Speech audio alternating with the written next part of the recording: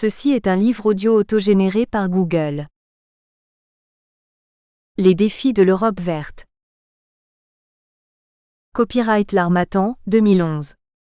5 à 7 rue de l'École Polytechnique, 75 005 Paris.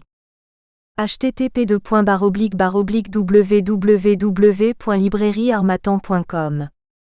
diffusion.harmattan@wanadoo.fr. harmattan@wanadoo.fr. ISBN 978 2 296 56 386 5. EAN 9 782 296 563 865. Bernard Bourget. Les défis de l'Europe verte. Essai sur la politique agricole commune. L'Harmattan. Biologie, écologie, agronomie.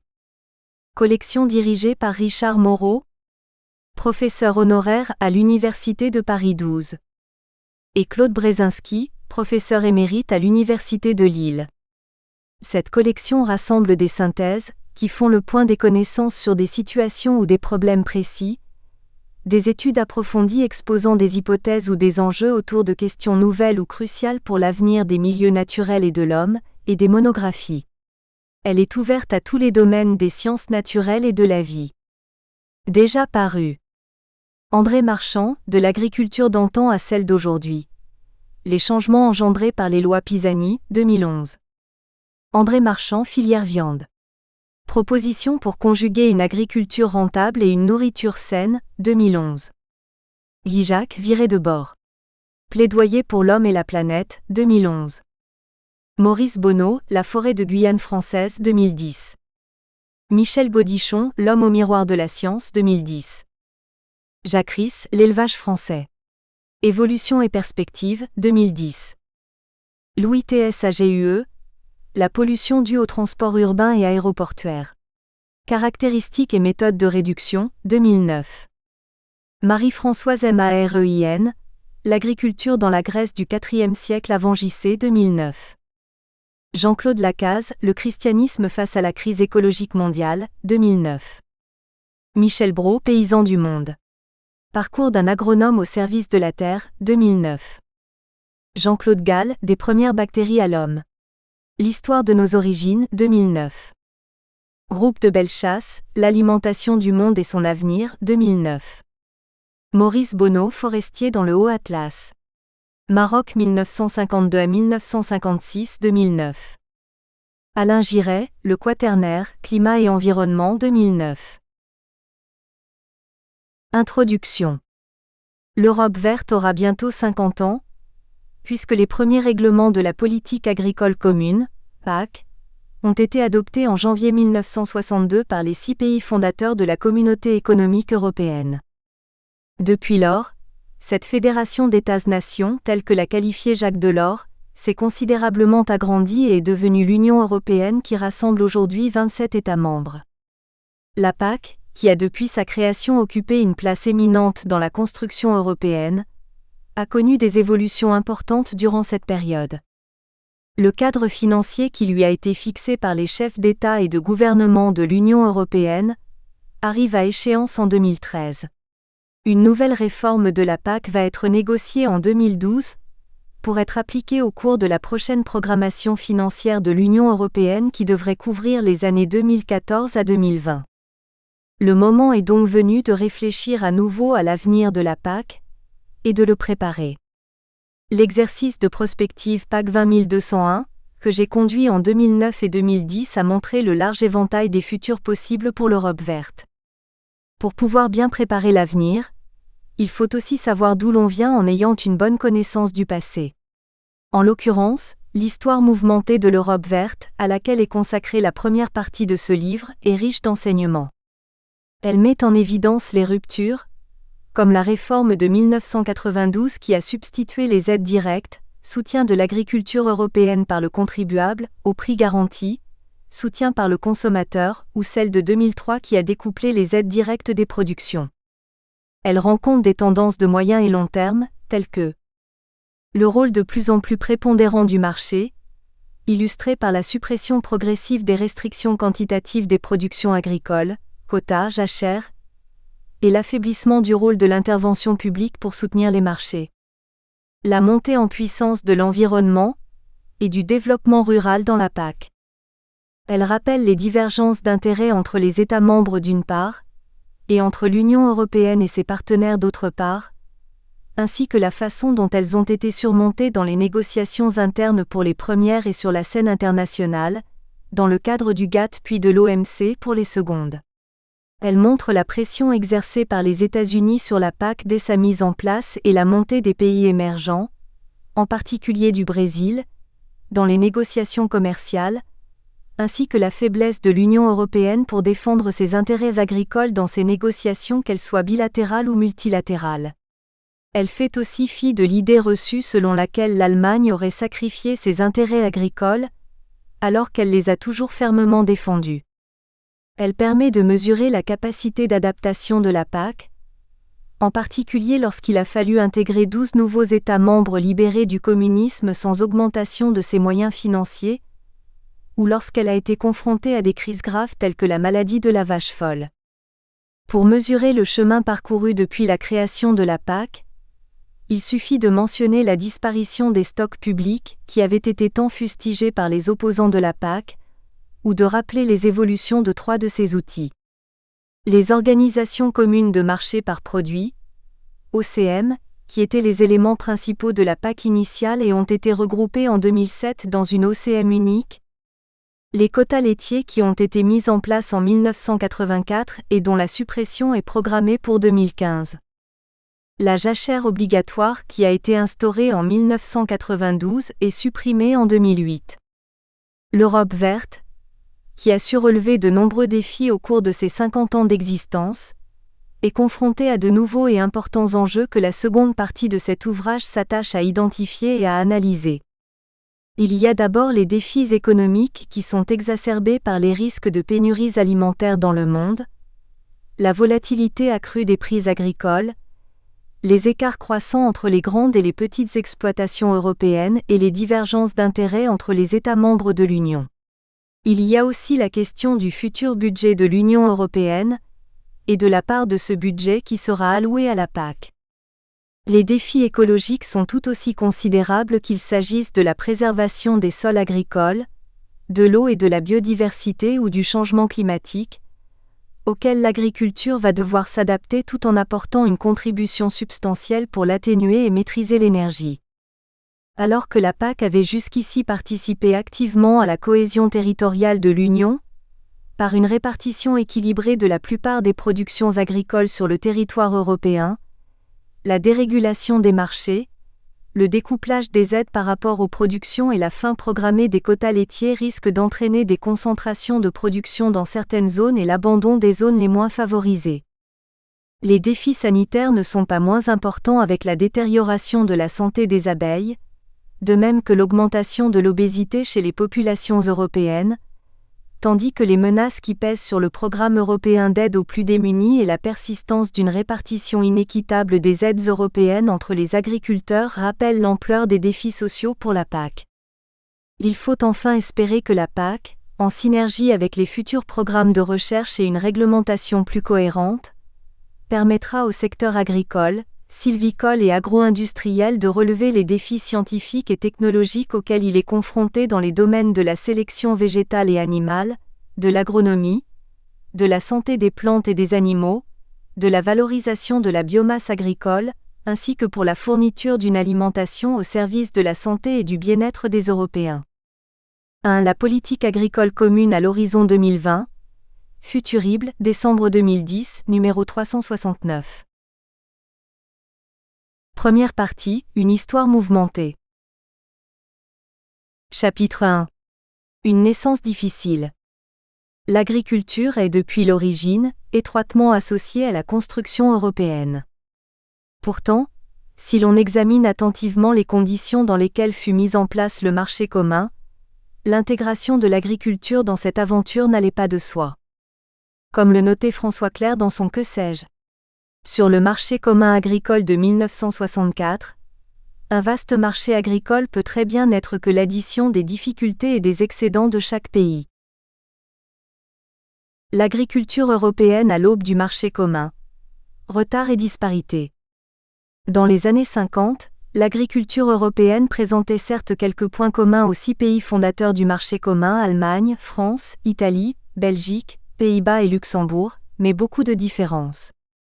Elle employait encore une main-d'œuvre abondante, 26,5% de l'emploi total en 1954, avec des écarts importants entre les pays concernés, 40% en Italie, 28% en France, 20% en Allemagne, mais seulement 12% aux Pays-Bas et 11% en Belgique. Elle accusait un important retard de développement par rapport à l'industrie, mais connaissait un effort soutenu de rattrapage, notamment en France dans le cadre des plans de modernisation. Après les pénuries alimentaires de la guerre et de l'immédiat après-guerre, l'augmentation de la production agricole était une priorité pour les pays européens. La communauté économique européenne était encore déficitaire pour la plupart des productions agricoles à la fin des années 50, avec de grandes différences selon les pays. Tous étaient déficitaires en céréales, sauf la France, tandis que les Pays-Bas étaient très déficitaires en céréales et fortement excédentaires en produits animaux, produits laitiers, viande bovine et porcine, volailles. Les prix agricoles pratiqués se caractérisaient également par de fortes disparités selon les pays, en particulier pour les céréales entre l'Allemagne, où ils étaient les plus élevés, et la France, où ils étaient les plus bas. De même, les politiques agricoles des 6 pays présentaient de nombreuses divergences entre la France qui souhaitait exporter sur le marché européen ses céréales, l'Allemagne qui avait intérêt à s'approvisionner auprès de pays tiers et les Pays-Bas, acheteurs de produits végétaux à l'extérieur et vendeurs de produits animaux sur le marché européen. Il fallait enfin tenir compte des spécificités de l'agriculture, telles que les difficultés à équilibrer l'offre et la demande, qui ne permettaient d'inclure l'agriculture dans le marché commun qu'avec un régime spécial. C'était le premier grand défi que l'Europe verte avait à relever. Une volonté conjointe de la France et des Pays-Bas. Dès 1950, lors de la mise en place de la première institution européenne, la Communauté européenne du charbon et de l'acier, CECA, le ministre français de l'Agriculture, Pierre Pfeffel-Imlin, proposait au nom de son gouvernement d'unifier et d'organiser les marchés agricoles des 6 États membres de la CECA. Cette proposition reçut un écho favorable du ministre de l'Agriculture néerlandais, Sicko Mansholt, qui publia 2 mois plus tard un plan ambitieux en vue d'intégrer l'agriculture dans un moule européen, comme le rappelle Michel Cointat dans Les couloirs de l'Europe. Le plan de Sicko Mansholt, qui préfigurait la future politique agricole commune, comprenait 2 notions fondamentales. Intégrer globalement l'agriculture, pour éviter les malentendus et les risques de bilatéralisme. Instituer un organisme supranational de gestion. Sicko Mansholt, qui allait devenir le premier commissaire européen chargé de l'agriculture, eut ensuite la possibilité de mettre en œuvre ses propositions. Ce qui lui a valu d'être qualifié de père de l'Europe verte. Une place spéciale pour l'agriculture dans le traité de Rome. La question agricole fut posée lors de l'élaboration du traité de Rome signé le 25 mars 1957, dont l'objectif était la création du marché commun dans le cadre d'une union douanière entre les 6 pays fondateurs. L'article 39 du traité de Rome a fixé les 5 objectifs de la future politique agricole commune, dont la pertinence s'est confirmée dans le temps, puisqu'ils sont toujours en vigueur. Selon l'article 39 du traité de Rome, la politique agricole commune a pour but d'accroître la productivité de l'agriculture en développant le progrès technique, en assurant le développement rationnel de la production agricole ainsi qu'un emploi optimum des facteurs de production, notamment de la main-d'œuvre.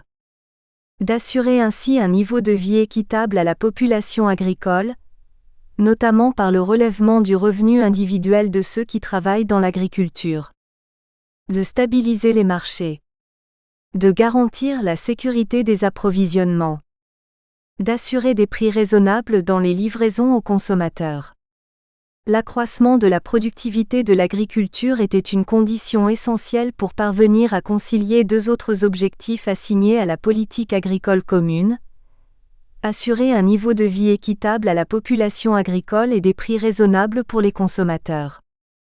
Le traité de Rome a confié à une conférence des États membres, qui s'est réunie à Stresa, Italie, en juillet 1958, le soin de dégager les lignes directrices de la politique agricole commune. Cette conférence a, selon François Clerc, dressé un inventaire des divergences d'intérêts et d'opinions que la communauté aurait à aplanir dans les années suivantes, tout en soulignant l'importance de l'amélioration des structures agricoles et en affirmant une volonté unanime de sauvegarder le caractère familial des exploitations agricoles. Il revenait ensuite à la Commission de proposer aux États membres les mesures permettant de mettre en œuvre la politique agricole commune. Ce fut l'œuvre du vice-président de la Commission chargée de l'agriculture, Siko Mansholt, dont le rapport fut soumis au Conseil des ministres de l'Agriculture en 1960. L'organisation des marchés. Le dispositif proposé par Siko Mansholt reposait sur 3 outils complémentaires. Le premier était constitué des prélèvements variables, appliqués aux produits importés. Ces prélèvements étaient calculés sur la différence entre un prix de seuil, lui-même supérieur au prix communautaire, et le prix pratiqué sur le marché mondial pour chaque produit. Les prélèvements étaient l'expression de la préférence communautaire, l'un des fondements de la PAC. Le second outil était financier. C'était le Fonds européen d'orientation et de garantie agricole, FEOGA, alimenté par le produit des prélèvements et des contributions financières des États membres. Pour compléter le dispositif, un troisième outil était créé, les restitutions à l'exportation qui étaient en quelque sorte le symétrique des prélèvements à l'importation. Les restitutions, dont l'objet était de permettre les exportations de surplus communautaires sur les marchés internationaux, étaient calculées sur la différence entre le prix communautaire et le prix mondial. Voir schéma numéro 1 en annexe illustrant le mécanisme des prélèvements et des restitutions pour le blé. Le 14 janvier 1962, les premiers textes d'application de la PAC, règlement, furent adoptés après une longue et âpre négociation, dont le ministre français de l'Agriculture, Edgar Pisani, fut un acteur CLE accent aigu. Ces règlements mettaient en place des organisations communes de marché, OCM, par produit ou groupe de produits, céréales, viande de porc, œufs et volailles, fruits et légumes, vin, viande bovine, produits laitiers, qui concrétisaient les 3 principes de base de la PAC. L'unicité du marché par la fixation, chaque année et pour chaque produit, d'un prix indicatif de base, d'un prix d'achat à l'intervention et d'un prix de seuil pour les importations. La préférence communautaire garantie par les prélèvements à l'importation. La solidarité financière, assurée par les crédits du FEOGA. La mise en œuvre des OCM ne fut toutefois effective qu'en 1967, après une négociation difficile sur les prix des céréales et les moyens du FEOGA. Ce mécanisme avait un double intérêt. Il protégeait d'abord le marché communautaire d'importation à bas prix. Il garantissait ensuite une relative stabilité des prix agricoles sur le marché communautaire. Les organisations communes de marché ont permis un développement remarquable des productions agricoles communautaires de la fin des années 60 au début des années 80. Ainsi, la PAC a-t-elle permis à la communauté européenne d'être autosuffisante pour l'ensemble des produits bénéficiant d'une organisation commune de marché avant la fin des années 70, à l'exception des fruits, et de devenir un exportateur de céréales et de produits laitiers. Le dispositif paraissait très cohérent, mais il comportait dès la mise en place de la PAC plusieurs points faibles qui semblaient alors négligeables, mais dont les conséquences allaient ensuite s'avérer redoutables. La première faiblesse portait sur les brèches introduites dans la préférence communautaire par les États-Unis. La première brèche fut ouverte lors du cycle des négociations du GATT, General Agreement on Tariffs and Trade, appelé Dillon Round, qui s'est conclu le 16 juillet 1962. Les Américains ont obtenu que les oléagineux et leurs sous-produits, comme les tourteaux de soja, entrent sans prélèvement dans la communauté européenne. Une seconde brèche fut ouverte 5 ans plus tard, en 1967, dans le cadre du Kennedy Round, avec l'exonération des prélèvements pour les produits de substitution aux céréales, tels que les drèches de maïs. Nous espérons que vous avez apprécié cet aperçu. Pour continuer à écouter ce livre audio sur Google Play Livres, utilisez le lien dans la description de la vidéo.